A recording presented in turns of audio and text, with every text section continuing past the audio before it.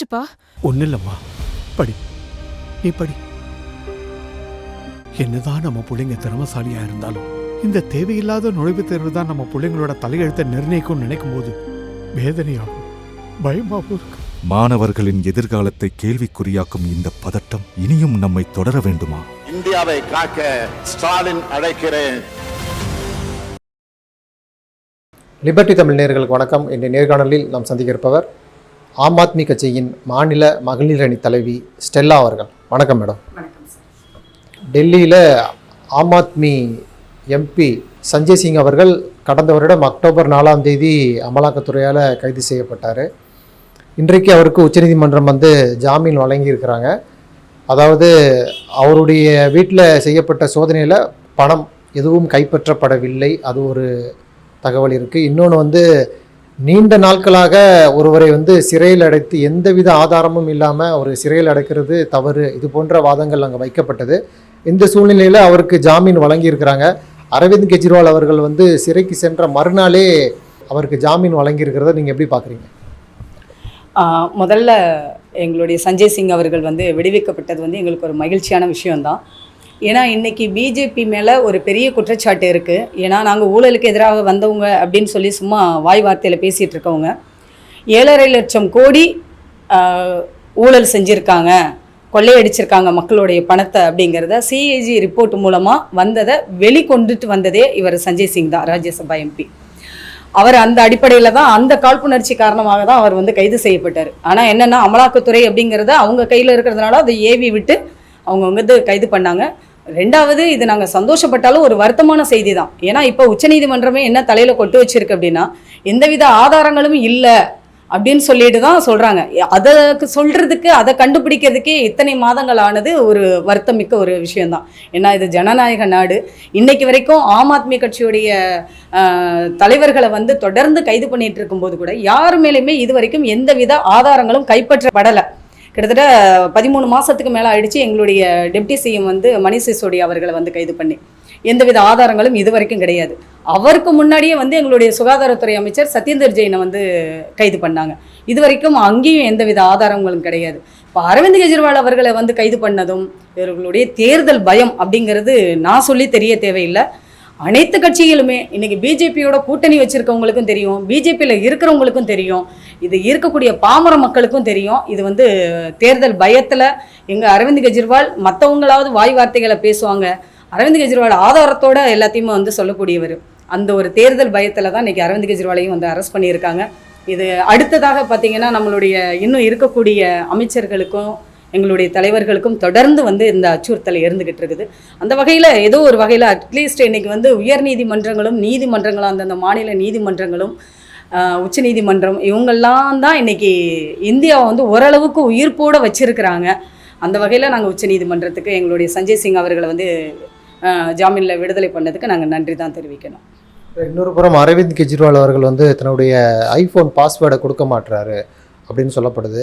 அதனால் அமலாக்கத்துறை ஆப்பிள் நிறுவனத்தை அணுகிதாகவும் அவங்க இல்லை எங்களால் முடியாது, நாங்கள் தரமாட்டோம், அவர்கிட்டே நீங்கள் பாஸ்வேர்டு கேட்டு தெரிஞ்சுக்கிட்டு நீங்கள் ஓப்பன் பண்ணுங்கள் அப்படின்னு சொல்லியிருக்காங்களா? இதை நீங்கள் எப்படி பார்க்குறீங்க?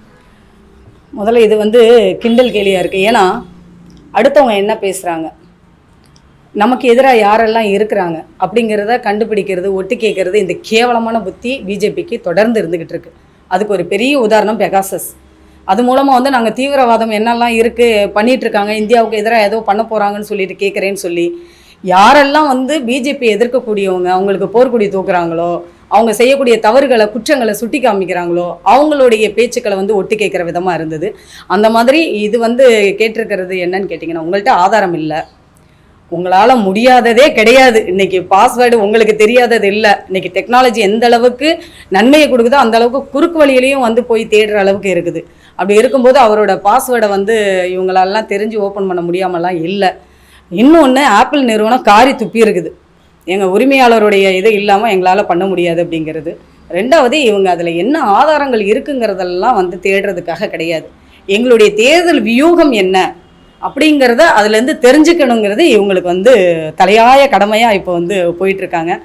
என்ன பண்ணினாலும் என்ன செஞ்சாலும் EVMங்கிற ஒரே ஒரு விஷயம் இல்லாமல் இவங்களால் ஜெயிக்கவே முடியாது. இருந்தாலும் இன்னும் கூடுதலாக நாங்கள் இந்த விஷயத்தை இப்போ நம்ம தமிழ்நாட்டில் வந்து இருக்கக்கூடிய தலைமை தேர்தல் அதிகாரி முன்னாடி அனைத்து கட்சியும் கூப்பிட்டு வந்து தேர்தல் சம்பந்தமாக பேசினாங்க. அதே மாதிரி டெல்லியிலேருந்து வந்திருக்கக்கூடிய இந்திய தலைமை தேர்தல் அதிகாரி வந்து ராஜீவ்குமார் வந்திருக்கும் போதும் ஆம் ஆத்மி கட்சி சார்பாக நாங்கள் வச்சதுமே அதுதான். ஏன்னா இன்றைக்கி வந்து ஒன்று அனைத்து கட்சிகளுமே இவிஎம் வேண்டாம், வாக்குச்சீட்டு முறை தான் வேணும்னு சொல்லி நம்ம பிடிவாதமாக நின்றுருந்துருக்கணும்.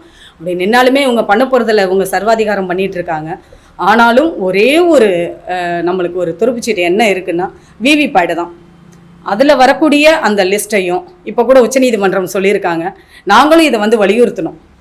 தொடர்ந்து வந்து விவிபேடு வந்து ஏன்னா ஏற்கனவே ஹைதராபாத்தில் நான் இதை நிறைய இடங்களில் சொல்லியிருக்கேன். ஹைதராபாத்தில் 2019 தேர்தல் டைமில் எங்கே இவங்க தோற்று போயிடுவாங்க அப்படிங்கிற சில இடங்கள்லாம் இது மறுபடியும் எங்கள் ஆதாரமாக எடுத்துக்குவாங்களோ அப்படிங்கிறதுனால அதை வந்து 1 வருஷம் வரைக்கும் அது வந்து பாதுகாக்கப்படணும். அதை வந்து எரிச்சிட்டாங்க. அதையே வந்து யாரும் பெருசாக விவாதமாக கொண்டு போகலை. இந்த சூழ்நிலையில் இப்போதைக்கு உச்சநீதிமன்றம் கொடுத்துருக்கக்கூடிய இந்த செய்தி வந்து இவிஎம்முக்கு எதிராக, அதாவது இவங்க என்னதான் அதில் திட்டத்தனம் ஒருவேளை பண்ணினாலும், ஒருவேளை இல்லை கண்டிப்பாக பண்ணுவாங்க. அதை ஏன்னா நாம் அதை வந்து சும்மா கண்மூடித்தனமாக அவங்க செய்கிறத எல்லாத்தையுமே நம்ம எதிர்க்கலை. காரணம் என்னென்னா, நீங்கள் இன்றைக்கி வரைக்கும் பண்ணிகிட்டு இருக்கிறதுக்கு அது இந்துக்களுக்கோ கிறிஸ்தவர்களுக்கோ இஸ்லாமியர்களுக்கோ அப்படிங்கிறதெல்லாம் இல்லை. சிறுபான்மையினருக்கு மட்டும் இவங்களுக்கு வந்து எதுவும் கெடுதல் பண்ணலை, எல்லாருக்குமே தான் பண்ணிகிட்ருக்காங்க. அப்படி இருக்கும்போது சர்வாதிகார போக்கில் இவங்க வந்து மக்களுக்கு எதிரான ஒரு அரசாங்கம் நடத்திட்டு இருக்கும்போது எந்த தைரியத்தில் நம்மளுக்கு ஓட்டு போடுவாங்கன்றது அவங்களுக்கு சிந்தனையில் இல்லாமல் இருக்காது. அப்போது ஓட்டு மக்கள் நம்மளுக்கு போட தேவையில்லை, எப்படி இருந்தாலும் நம்மள்ட்ட இவிஎம்ங்கிற ஒரு டூல் இருக்குது அப்படிங்கிற அந்த தைரியத்தில் பண்ணுறதுனால அவங்க பண்ணுறாங்க. இதை மறுபடியுமே நாங்கள் மேலும் வந்துட்டு உச்சநீதிமன்றம் இன்றைக்கி சொல்லியிருக்கக்கூடிய இந்த தீர்ப்பை வந்து தலைமை தேர்தல் ஆணையத்துக்கு வச்சுருக்கக்கூடிய இந்த விஷயத்தை வந்து நாங்கள் வரவேற்கிறோம். கண்டிப்பாக அங்கே இருக்கக்கூடிய ஓட்டு எண்ணிக்கையோட இந்த விவிபேட்டில் இருக்கிறதையும் கண்டிப்பாக எண்ணணும் அப்படிங்கிறதையும் நாங்களுமே ஆம் ஆத்மி கட்சி சார்பாக கேட்டுக்கிறோம். இன்னொரு புறம் டெல்லியில் ஆம் ஆத்மி அமைச்சர் அதிஷி அவங்க வந்து ஒரு குற்றச்சாட்டை முன்வைத்திருக்கிறாங்க. அதாவது பாஜகவில் வந்து சேர்ந்துருங்க, இல்லைன்னா அமலாக்கத்துறையின் கடுமையான சோதனைகளுக்கும் நடவடிக்கையும் நீங்கள் ஆளாக நேரிடும் அப்படின்னு சொல்லி தன்னை மிரட்டியதாக அவர் ஒரு குற்றச்சாட்டு முன்வைத்திருக்கிறார். அதை எப்படி பார்க்குறீங்க?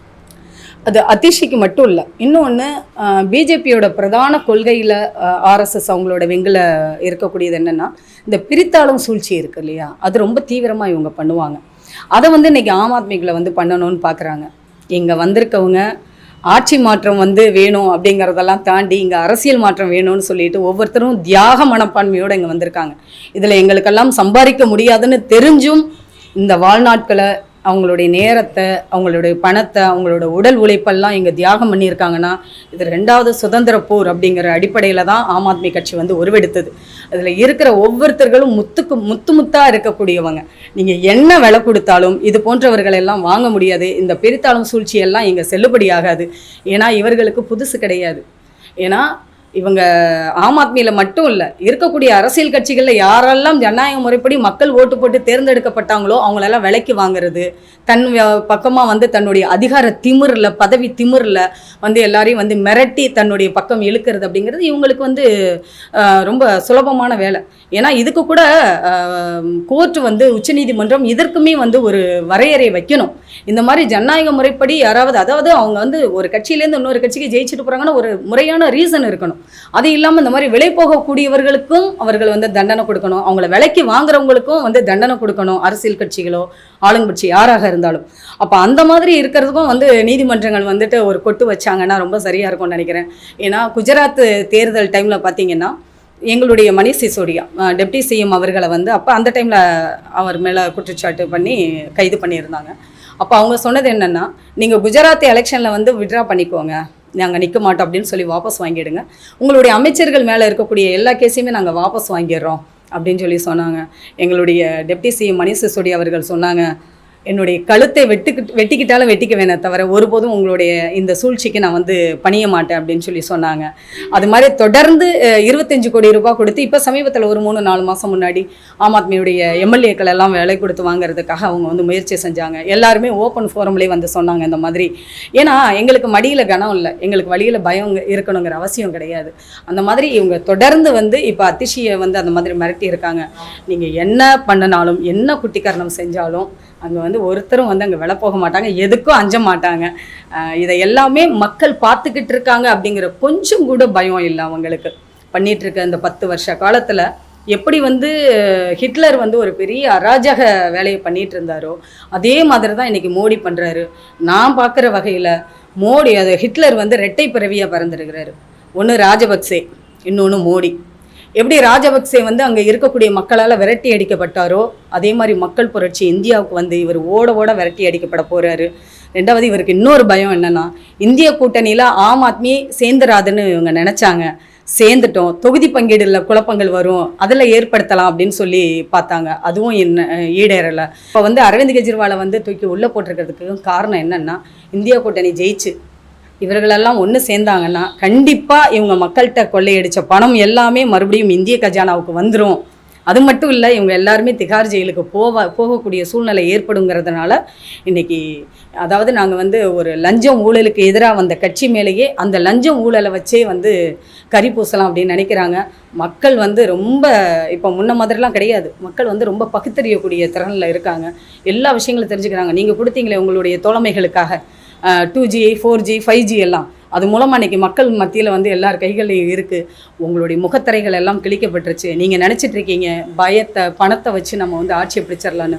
மக்கள் வந்து நினைக்கிறாங்க இந்த 10 வருஷத்துக்கு அப்புறமும் மறுபடியும் இவர்கள் வந்தாங்கன்னா நாட்டினுடைய நிலைமை எவ்வளோ மோசமாக இருக்கும் அப்படிங்கிற அட்லீஸ்ட் சுயநலமாகவாது இன்றைக்கி நம்ம நல்லா இருக்கணும் அப்படிங்கிற சுயநலத்துக்காகவாது மக்கள் யோசிக்க ஆரம்பிச்சிட்டாங்க. அதை வந்து பிஜேபி கண்டிப்பாக புரிஞ்சுக்கிட்டு தான் இந்த மாதிரி குழப்பங்களெல்லாம் பண்ணிகிட்ருக்காங்க. உச்சநீதிமன்ற தலைமை நீதிபதி சந்திரசூட் அவர்கள் வந்து சிபிஐ உடைய 20ஆம் ஆண்டு துவக்க விழாவில் கலந்துக்கிட்ட அவர் வந்து சிபிஐ ஐடி போன்ற அந்த விசாரணை அமைப்புகளுக்கு ஒரு அறிவுரை வழங்கியிருக்கிறார். அதாவது நீங்கள் போகிற இடத்துல அந்த தனிப்பட்ட நபர்களுடைய சாதனங்களை பறிமுதல் செய்கிறதுல வந்து கொஞ்சம் நேர்மையோடு நடந்துக்கங்க அப்படிங்கிறாரு. அது மட்டும் இல்லை, தனிப்பட்ட மனிதர்களுக்கும் சுதந்திரம் இருக்குது, அதனால் நடுநிலை தன்மையோடு நடந்துக்கோங்கன்னு சொல்லி பல்வேறு அறிவுரைகளை அந்த அந்த விழாவில் வந்து அவர் வழங்குறாரு. அது எப்படி பார்க்குறீங்க நீங்கள்? அதெல்லாம் ஒரு விஷயம் சொல்கிறாங்கன்னா அதை நீங்கள் இப்போ எனக்கே ஒரு விஷயம் சொல்கிறீங்கன்னா அது நான் சார்ந்திருக்கக்கூடிய கட்சிக்கோ இல்லை என்னுடைய குடும்பத்துக்கோ இல்லை ஒரு சமூகத்துக்கோ அது சரியாக இருக்கணும்னா நான் நல்லது நினச்சா மட்டும்தான் அதெல்லாம் எடுத்துக்க முடியும். ஓகே, இவங்க சொல்கிறாங்க நம்ம நல்லது நினைக்கிறோம், நல்லது நடக்கணும்னு செய்கிறோமே, இது சொல்கிறாங்களே நம்ம எடுத்துக்கணும்னு நம்ம நினைக்கணும். நீ என்ன சொன்னாலும் சரி, யார் என்ன சொன்னாலும் சரி, நான் என்ன கொண்ட கொள்கையோ அதில் தான் நான் போவேன் அப்படின்னு இருக்கிறவங்கள நீங்கள் காரி துப்புனாலும் சரி, கொட்டு வச்சாலும் சரி, அட்வைஸ் பண்ணாலும் சரி, ரொம்ப நீங்கள் பணிபண்போடு கேட்டுக்கிட்டாலும் சரி, அவங்க மண்டையில் ஏற போகிறது கிடையாது. ஏன்னா அவங்க சர்வாதிகாரம் பிடிச்சவங்க, இன்னும் சொல்லப்போனால் மக்களுக்கும் நாட்டுக்கும் எதிரானவங்க. எனக்கு ஒரு பெரிய வருத்தம் இருக்குது. என்னென்னா இன்றைக்கி ஓட்டு கேட்க வராங்க, இவ்வளவு கெடுதல்கள் பண்ணிட்டு ஓட்டு கேட்க வராங்க, எப்படி மக்கள் அவங்கள ஆதரிப்பாங்கன்ற தைரியத்தில் வராங்க அவங்க. ஒன்று. இன்னொன்று, அந்த மக்களுக்கிட்ட போய் ஓட்டு கேட்குறாங்களே அவங்களுடைய ஆதரவாளர்கள், நீங்கள் எப்படி ஓட்டு கேட்குறீங்க? உண்மையிலே அந்த சகோதர சகோதரிகளை நினைக்கும் போது எனக்கு ரொம்ப வேதனையாக இருக்குது. இது வரைக்கும் அவங்க என்ன நல்லது செஞ்சுட்டாங்கன்னு சொல்லி நீங்கள் ஓட்டு கேட்க போகிறீங்க, இனிமேல் நாங்கள் செய்ய போகிறோம்னு சொல்கிறீங்களே, இது கேலி கூத்தா இல்லையா? இது வரைக்கும் நம்மளை வந்து சக்கையாக புழிஞ்சிட்டாங்க, மறுபடியும் நீங்கள் போய் ஓட்டு கேட்க போகிறீங்களே. உங்கள் வீட்லேயும் பெண் பிள்ளைகள் எல்லாம் இருக்காங்கல்ல, கொஞ்சம் யோசிங்க. நீங்கள் ஒரு வீட்டுக்கு ஓட்டு கேட்க போகிறீங்க, போகும்போது அந்த வீட்டில் இருக்கிறவங்க அட்லீஸ்ட் உங்களுடைய அந்த அதிகார பயத்துக்கு வேணால் பயந்துட்டு இருக்கலாம். ஆனால் அவங்களுடைய எண்ணத்தில் என்ன இருக்கும்? மணிப்பூரில் என்னையா அநியாயம் பண்ணீங்க? பில்கிஸ் பானுவுக்கு என்ன அநியாயம் பண்ணீங்க? ஆசிஃபாவுக்கு என்ன அநியாயம் பண்ணீங்க? இவ்வளோலாம் பண்ணிட்டு அந்த மல்யுத்த வீராங்கனைகளுக்கு எவ்வளோ அநியாயம் பண்ணீங்க? இதெல்லாம் இது பண்ணிட்டு உங்களுக்குலாம் வெக்கமாகவே இல்லையாயா? என் வீட்டு படிவாசை ஏறி வந்து எங்கள் வீட்டில் ஓட்டு கேட்குறீங்க. எங்கள் வீட்லேயும் பொம்பளை பிள்ளைங்க இருக்குதுங்க, அம்மா அக்கா தங்கச்சியோட பிறந்திருக்கோமேன்னு காரி கூட துப்புவாங்க. ஆனால் இவர்கள் எல்லாம் சைலண்ட்டாக இருந்து இவர்களுக்கு சவுக்கடி கொடுக்கணும்னு இருக்கிறாங்க. ரெண்டாவது, நீங்கள் ஓட்டு கேட்க போகிறீங்க இல்லையா, உங்கள் வீட்லேயுமே இருக்கு இல்லையா பிரச்சனைகள், நாளைக்கு வராதா? இன்றைக்கி ஒரு பிரச்சனைன்னு நடந்துருச்சு அப்படின்னா அட்லீஸ்ட் அவங்களை எதிர்த்து இது தப்பு சரினாவது நம்ம நின்று ரோட்டில் நின்று போராடக்கூடிய ஒரு ஜனநாயகமாவது அட்லீஸ்ட் இருக்குது. இவங்க பிஜேபி மறுபடியும் ஆட்சிக்கு வந்தாங்கன்னா இதெல்லாம் கண்டிப்பாக இருக்காது. அதை மக்கள் எப்படி புரிஞ்சுக்கிறாங்களா புரியலையான்னு தெரியல. இதோடைய விபரீதம் இன்னும் சொல்லப்போனால் இவங்க ரொம்ப ரொம்ப ஆபத்தானவங்க. இதை புரிஞ்சுக்கோங்க. அதாவது இன்னைக்கு நீங்கள் ஆதரிக்கிறவங்களுக்கு என்ன பெட்ரோல் டீசல் விலை வந்து கம்மியாயிடுச்சா? இல்லை கேஸ் விலை கம்மியாயிடுச்சா? இல்லை அவங்க சொன்ன விவசாயிகளுக்கு எதிரான திட்டங்கள் இவ்வளோ திட்டங்கள் கொடுக்குறாங்க, அதெல்லாம் உங்களுக்கு மட்டும் வந்து சாதகமாக இருக்க போதா? தயவுசெய்து இதை புரிஞ்சுக்கிறணும், மக்கள் வந்து புரிஞ்சுக்கிறணும். அவங்க பின்னாடி இன்றைக்கி ஒன்றும் இல்லை, இன்றைக்கி இப்போ சில மாநிலங்கள்லாம் அவங்க கூட வந்து கூட்டணி வைக்கிறதுக்கே வந்து பின்வாங்குறாங்க. சில எம்பி சீட்டு கேட்டவங்களெல்லாம் பின்வாங்குறாங்க. இப்போ அந்த அளவுக்கு அவங்களே இருக்கும் பொழுது இங்கெல்லாம் ரோடாக ஓட்டு கேட்க போகிற சில மக்களை பார்க்கும்போது ரொம்ப வேதனையாக இருக்குது. நீங்கள் வந்து இந்தியாவுக்கு எதிராக இந்திய தேசத்துக்காக வந்து போராடி தியாகிகள் இருந்தாங்க இல்லையா, அவங்களுடைய ஒட்டுமொத்த தியாகத்தையும் நீங்களும் சேர்த்து குழி தோண்டி புதைக்கிறீங்கன்னு தான் நான் இங்கே பார்க்குறேன் அவங்களெல்லாம் பார்க்கும்போது. நன்றி மேடம், உங்கள் நேரத்துக்கு மிக்க நன்றி.